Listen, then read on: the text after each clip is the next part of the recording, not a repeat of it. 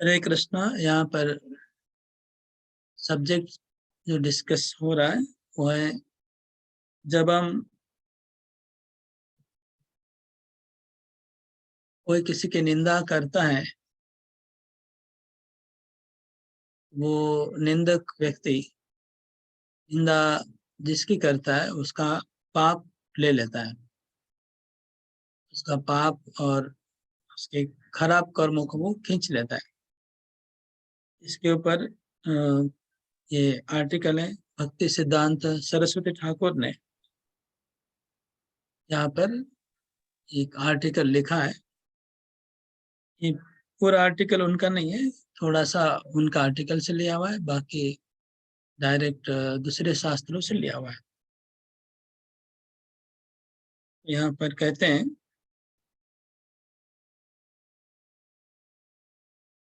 यद्यपि अधिकांश लोग आमतौर पर दूसरों की आलोचना की सराहना नहीं करते हैं, अधिकांश लोग निंदा को स्वीकार नहीं करते हैं, निंदा को ग्रहण करना अधिकांश लोगों के लिए संभव नहीं है।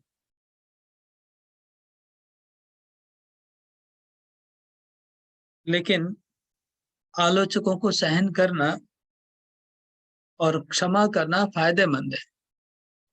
अगर आलोचकों को सहन करेंगे, उनकी आलोचना उनकी निंदा को अगर हम सहन करते हैं और उनको क्षमा कर देते हैं तो फायदेमंद है, हमारा फायदा होता है। हमारे आलोचकों को क्षमा करना बाइबल, कुरान और अन्य धार्मिक परंपराओं में अनुशासित एक मार्ग है। सभी वैदिक शास्त्रों में, बाइबल में, कुरान में, सब जगह क्षमा करने की बात आती है निंदा करने वालों को।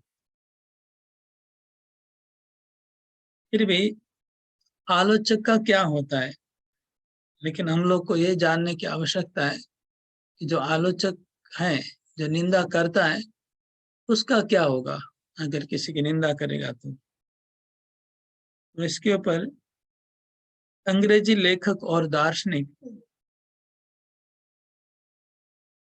एल्ड्स हक्सले, इन्होंने वर्णन किया है कि जो बुराई पर निरंतर और तीव्र एकाग्रता का पालन करने वाले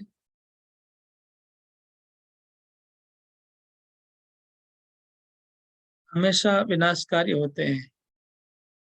मतलब कह रहे हैं कि अगर कोई व्यक्ति हमेशा बुराई के ऊपर ही एकाग्रता करके रहेगा, उसके मन में अगर किसी के बारे में बुरे विचार हमेशा आते रहेंगे, उन बुरे विचारों से वो प्रभावित हुए बिना नहीं रह सकता है।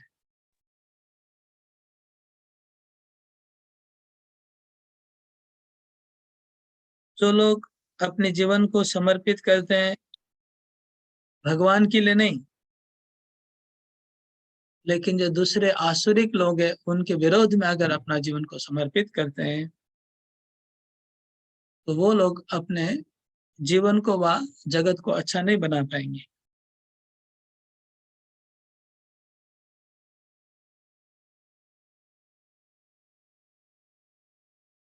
अगर आप किसी व्यक्ति की बुराई के बारे में सोचते रहते हैं तो आपके दिमाग में वो बुराई आपको भी हावी करके रहेगी, बुराई आपके दिमाग के ऊपर भी हावी करके रहेगी।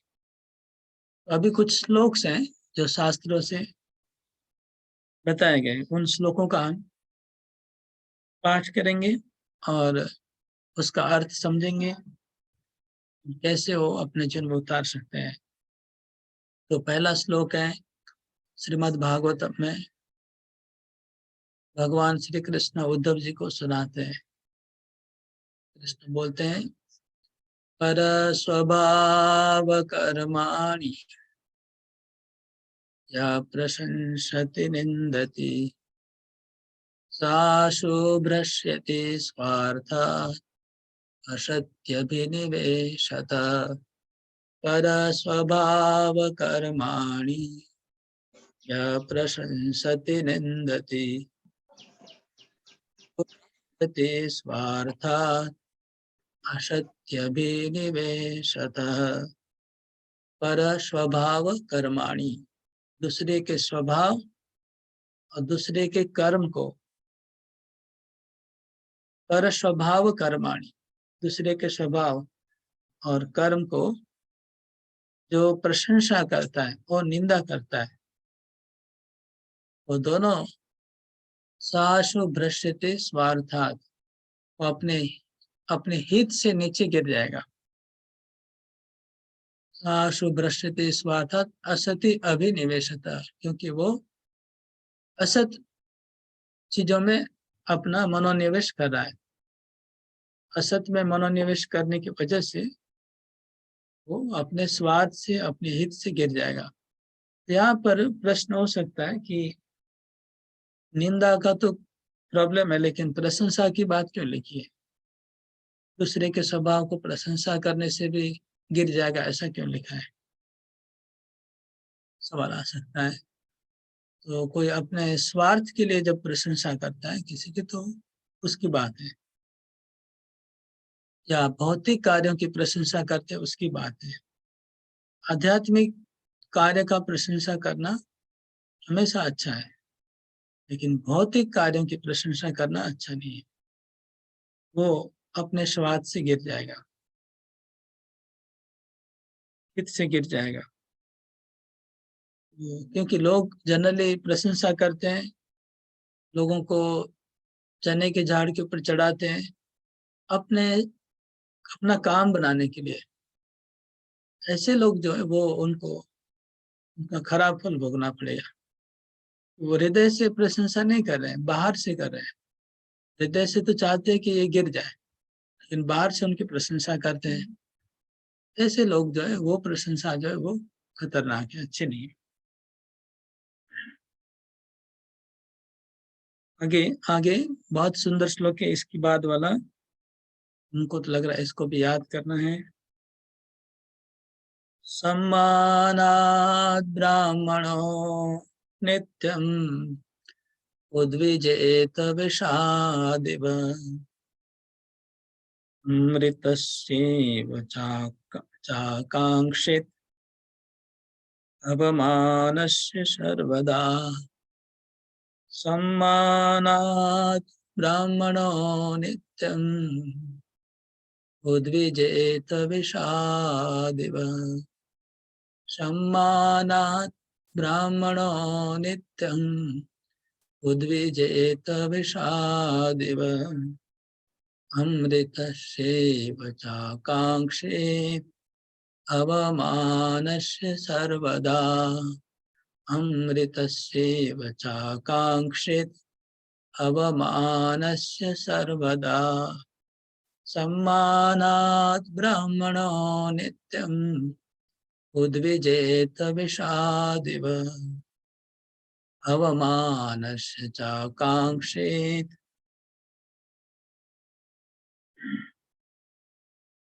अमृतस्येव चाकाङ्क्षेत् अवमानस्य सर्वदा। सर्वदा ब्राह्मण को हमेशा, सारा जीवन, हमेशा आ, आ, हमेशा सारा जीवन तक, ऑलवेज, निरंतर, क्या दूसरों से जब सम्मान प्राप्त होता है, सम्मान प्राप्त होने से उसको मन में उद्विग्न हो जाना चाहिए। कैसा उद्विग्न होना चाहिए? विषाद एवं जहर के जैसा उसको लगना चाहिए कि मेरे को जहर पीना पड़ रहा है। ऐसा मन में प्रसन्नता नहीं होनी चाहिए। सम्मान से मन में उसको उद्वेग हो जाना चाहिए, कष्ट होना चाहिए। जैसे कोई अपमान करने से जैसे अंदर में उद्वेग होता है, कष्ट होता है, वैसा कष्ट सम्मान पाने से अंदर में आ जाना चाहिए, अंदर में। और अमृतस्येव स आकांक्षित, आकांक्षा करनी चाहिए अमृत की तरह। किसका? अवमान से, अपमान की आकांक्षा करना चाहिए अमृत की तरह। ब्राह्मण को आकांक्षा करनी चाहिए कि कोई मुझे अवमानना करे तो अच्छा है। आकांक्षा मतलब अपेक्षा करनी चाहिए। तो ये कैसा है, इसको समझने के लिए हम एक अच्छा उदाहरण देते हैं। जैसे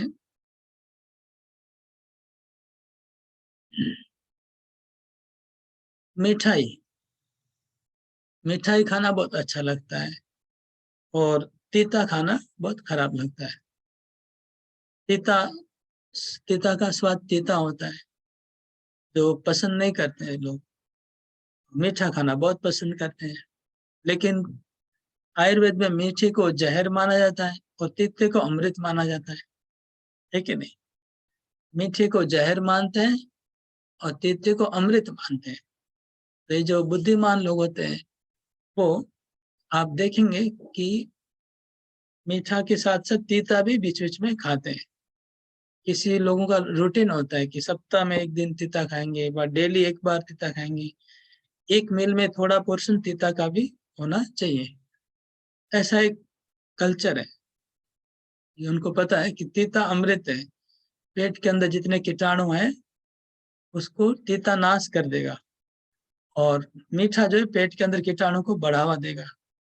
पेट के अंदर जो कीटाणु है, बैक्टीरिया है, वो मीठा खाने से बढ़ेंगे और तीता खाने से नाश हो जाएंगे। तो इसलिए तीता को अमृत कहा गया है और मीठे को जहर कहा गया है। तो इसी प्रकार कोई प्रशंसा करता है तो हमारे मन के अंदर जो कीटाणु है वो बढ़ेंगे, और अगर कोई हमारी निंदा करेगा तो हमारे मन के अंदर जो कीटाणु है वो नाश हो जाएंगे। तो इसलिए यद्यपि वे जहर जैसा ही है निंदा, लेकिन उसको अमृत के जैसे, जैसे तीता जहर जैसा ही है, लेकिन तीते को अमृत समझ के पी रहे हैं, खा रहे लोग, लेकिन है उसका स्वाद जहर जैसा। तीते का स्वाद जहर जैसा होता है, लेकिन साइकोलॉजिकली लोग समझते हैं कि अमृत जैसा है और उसको खाते हैं। जैसे नीम का पत्ता खाना, करेला खा लेना। ओके, इसी प्रकार निंदा सुनने में कठिन होती है, लेकिन जो बुद्धिमान व्यक्ति है उसको अमृत जैसा लगती है। अभी इसमें प्रबोधानंद सरस्वती का एक श्लोक है, वो इससे भी और भी एक कदम आगे है। कहते हैं सम्मानात सम्मानम कलयाति घोर गरलम नीचापमानम सुधा। यह है प्रबोधानंद सरस्वती। सम्मानम कलयाति घोर गरलम नीचापमानम सुधा। इसका अर्थ क्या है? इसका अर्थ है सम्मान घोर गरलम, गरल मतलब विष, घोर विष सम्मान को मानते हैं, और नीच लोगों का अपमान सुधा मतलब अमृत। सेम बात लिखिए। तो जैसे अपमान तो अपमान है, जैसे तीता तो तीता, तीते में भी थोड़ा कैटेगरीज होता है ना। कुछ तीता कम तीता लगता है और कोई तीता ज्यादा तीता लगता है कि नहीं? नीम का तीता थोड़ा कम होता है, करेले का तीता मेरे ख्याल से और थोड़ा होता है। और सबसे ज्यादा तीता कौन सा होता है? काल मेघ है, हाँ। उसके बाद वो चिरता चिराता, हाँ। रहता है, ये ज्यादा कड़वा होता है। तो हम लोग जब मैं बोर्डिंग में था, हमारा बोर्डिंग गुरुकुल जैसा ही था। हर रविवार को सुबह इतना 2 ग्लास चिराता कंपलसरी, मतलब वो मॉनिटर देखेगा, उसकी आंख के सामने पीना पड़ता था। वो देखता रहेगा मॉनिटर, सबको देखो कोई पी रहा है कि नहीं, पियेंगे तो पनिशमेंट होगा। बच्चे हैं, कोई पीना नहीं चाहेंगे। हर रविवार को सुबह 2 ग्लास हम लोग आंख बंद करके ऐसे डरते डरते पीते थे। फिर आदत हो गया थोड़ा दिन पीने के बाद, 2-4 महीना, लेकिन स्टार्टिंग में बहुत कठिन लग रहा था। तो कहने का मतलब है कि तीते में भी अलग अलग इंटेंसिटी ज्यादा होती है। तो अगर नीच व्यक्ति कोई अपमान करे, वो सबसे ज्यादा तीता है, वो सबसे ज्यादा फायदेमंद है।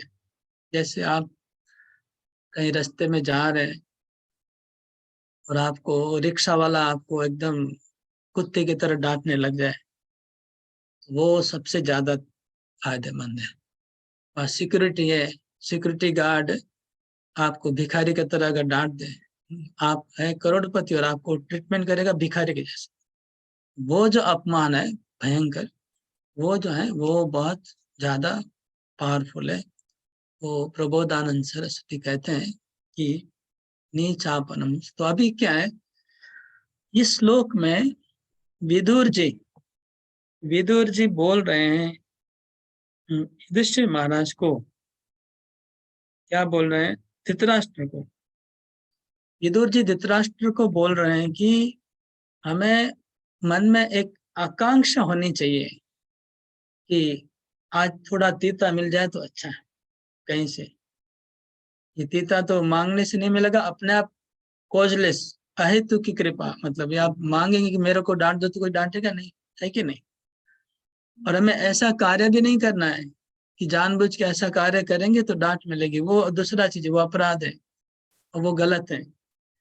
वो तो अपने आप स्वेच्छा से, अहेतु की कृपा चाहिए, मतलब आपने मांगा नहीं, आप रास्ते में जा रहे हैं और अचानक आपके ऊपर कोई चढ़ बैठा, उल्टा सीधा बोलने लग गया, वो कृपा, वो है असली पिता।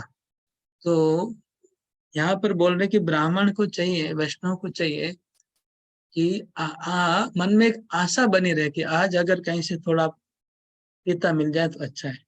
कहीं सिक्योरिटी उल्टा सीधा व्यवहार कर दिया, कहीं ड्राइवर ने मिसबिहेव कर दिया, गाड़ी वाले ने, कभी रिक्शा वाले ने कर दिया, तो बड़े लोग भी कभी करते हैं, कम करते अपमान, लेकिन दुष्ट लोग व नीच लोग ही ज्यादा ये काम करते अपमान करने का। तो नीचों का अपमान बोलते सुधा अमृत के जैसा है। अगर इस तरह से कोई जीवन जिएगा तो उसके, ये अगले श्लोक में कहते हैं कितना उसको लाभ क्या होगा। वो एक तो हायर, बहुत ऊंचा लाभ तो यह है कि हमारे कर्म सब नष्ट हो जाएंगे। हमारे जितने भी कर्म फल हैं जन्म जन्म के, जिसको तोड़ना बहुत कठिन है, वो कर्म कट जाएंगे। लेकिन अभी इंस्टेंटली इसी जीवन में अभी एक लाभ होने वाला है, जो अभी हम अभी तुरंत अनुभव कर पाएंगे। वो क्या लाभ है?